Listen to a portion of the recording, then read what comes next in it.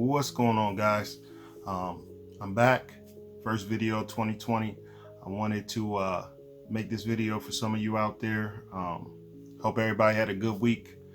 But I wanted to talk to you today. I know you seen the title of the video, giving up, collecting, but not me per se. I wanted to talk to some of you guys out there. You can see some of my Super Nintendo collection right there. I'd say about a good 65% of that came from a guy who had every Super Nintendo game getting out of collecting and got a little in over his head. And I know as collectors, we want to snatch everything moving that we may need, but I'm just here to talk to you about that and tell you guys to be smart. Most of the stuff I grab, I'm pretty smart about it. That's why, for I Dream of Dreamcast, I told you guys this in the past. I have a stack of Dreamcast games, but I want to grab a few more before I do that next installment. But it's the prices of the game, guys. Some of those prices out there I just won't support. And I'm patient. Patience is a key in collecting. And I believe patience pays off, because there's games, for instance, those of you who follow Retro Gamers 717 on Instagram, make sure you follow me there. I posted this earlier in the week. Conker's Bad Fur Day box manual, very good condition. Piece things together, guys.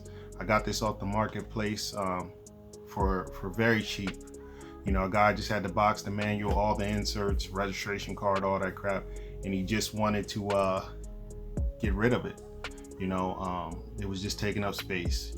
So those are the opportunities that you look for as a collector and take full advantage of. Here's another one, Contra 3. The Alien Wars. That's another one that I've had the cart forever, and the manual. I just never had the box. And I always call eBay, for example, the Wild Wild West. Anything goes on there. Anything somebody will buy it for, they will sell it for. And when you pay those ridiculous prices, you just feed that kind of economy. So you got to be smart. If they have best offer on it, I'll be quick to inbox them or make them an offer. Say, hey, what's the least you would take? Or I have a preset amount that I'm willing to pay, and say, hey, I could give you this. This is about all I'm willing to do, or all I can do, whatever. And it's been pretty good. I've only had a few people who say, no, I need to get this for it. And I'm like, okay. And I move on. And some of them will end up messaging you back when it don't sell and say, hey, were you still interested? So these are the rules that I try to live by, because some of us have families, and you don't want to get in over your head and have to give up collecting or get a bunch of stuff. Then you have to turn around and sell it all real quick just to make ends meet or pay your bills or whatever. So I'm not one to try and give you guys financial advice. You live your life however you choose. But I figured I had to make a video and talk about this because several of the last people that I've gotten rare stuff from, or really good stuff I've been looking for a long time, they were saying, hey, I would have never sold this, but I really need the money right now, so I'm willing to do lower than eBay. I don't even care. Just be kind about your offer. Be respectful about your offer. Take these, for instance. I got these in a lot. Let me see if I can. So this one right here, Ren and Stimpy Buckaroos. As you can see, the front part of the box is color faded a little bit. The back looks pretty good, but this game is stupid expensive, guys. Whether you piece it together, whatever, I see prices from $1,500 to to 300, and you know, some are complete, some are missing the manual, this, that, and the third. I was able to just find a guy who had it in a lot, and you know, got it a lot cheaper than it would normally be sold just by itself. Now, some of these guys, they know what the eBay prices are, they know what the online rate is it's going for, or price charting, whatever, but some of them just need quick cash, you know. And then others, they have no clue, you know, they're just maybe a collector who just had this stuff stored away and they're not in tune with the marketplace, or someone's selling it and they're not a collector. Maybe a loved one has passed on, or maybe, you know, they just found it in a storage unit. So these are all opportunities you'll come across with patience, so you don't have to be one of those people. Another one I've been trying to get my hands on forever: Zombies Ate My Neighbors. Now this one is just a box and the manual, but this makes it a lot easier for me to just go out and grab the cart and piece it together a lot cheaper than it would have been if I would have been looking to try to snatch it up complete. So I'm just saying, be smart about this. Be very smart. Cybernator. This is a good one. I mean, it's not going to break the bank or anything, but it is climbing in price a little bit. Was able to find this complete in box. Magic Sword. Again, this is a box and manual.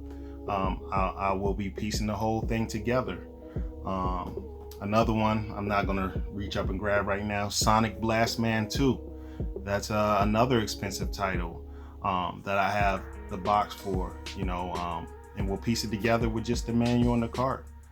So you just got to be patient, guys, and be smart.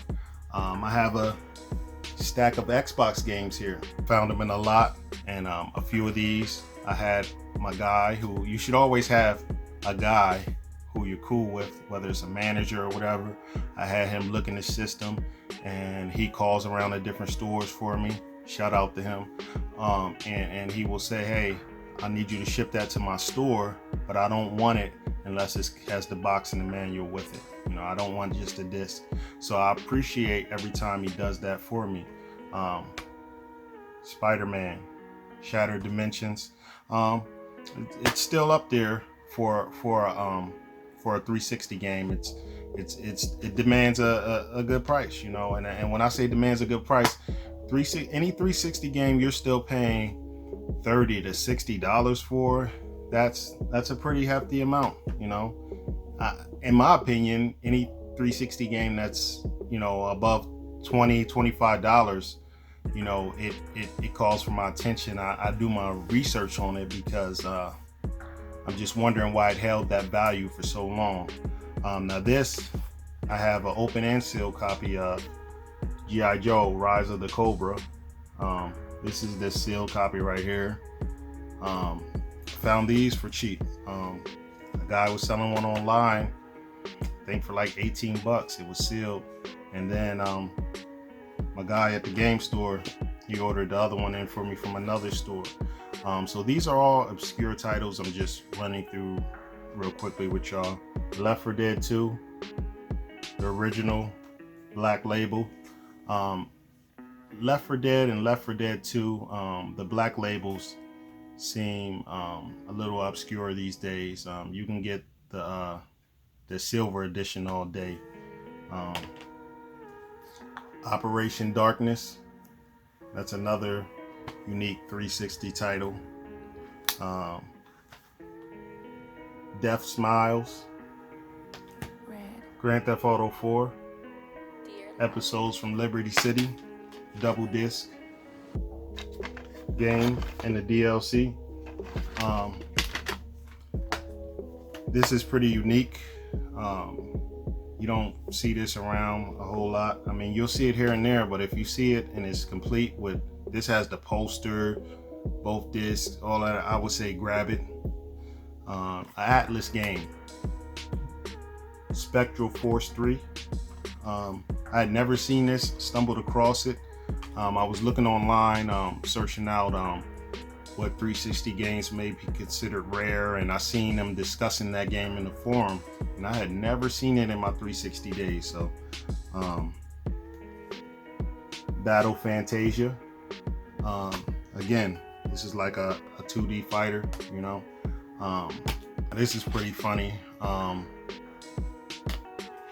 These are the Burger King games: Big Pimpin',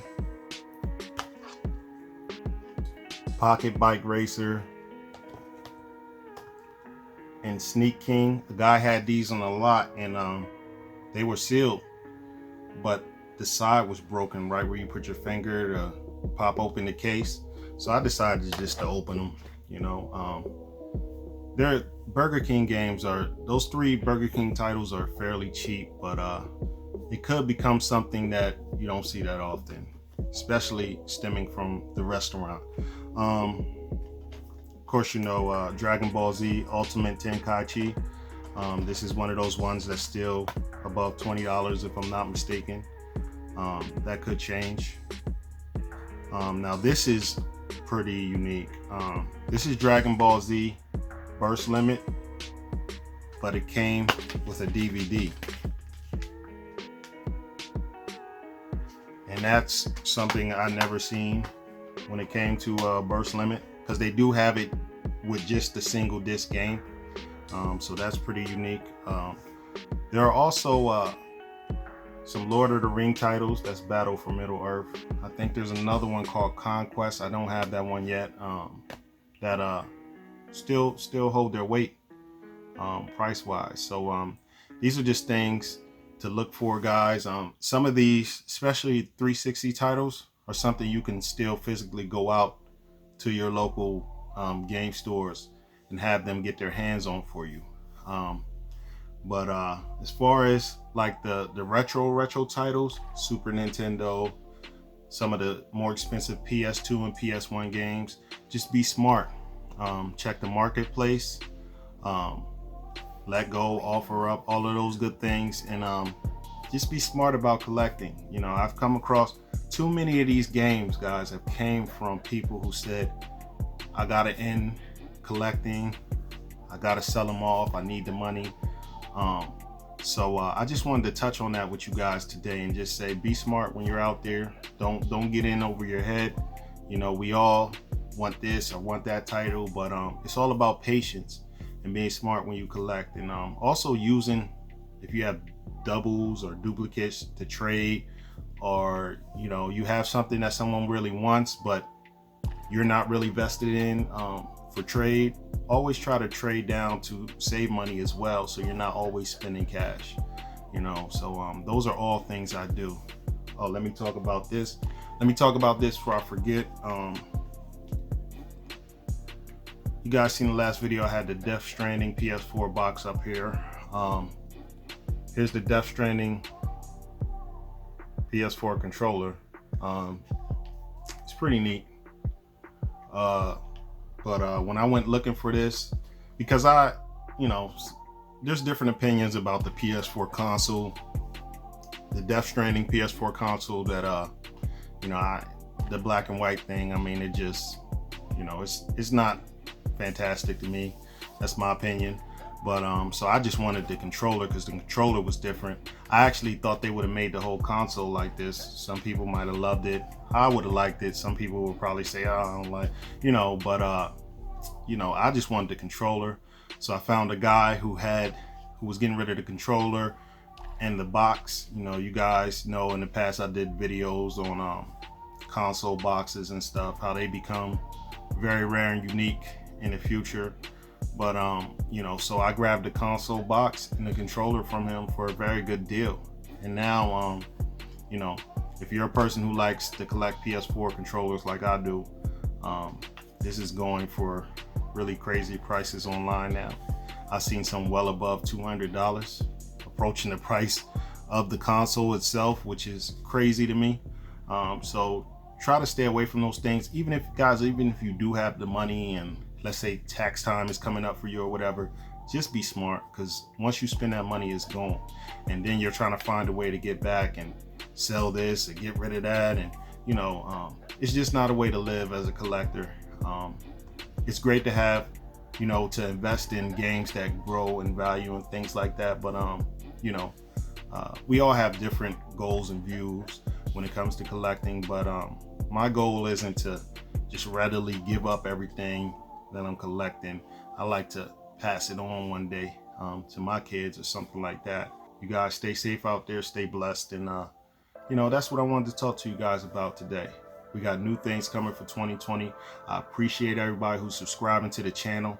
Follow Retro Gamer 717 on Instagram and Twitter, and we're gonna keep rolling. Get down in the comment box, let's talk about it. I'll see you guys on the next one. Peace.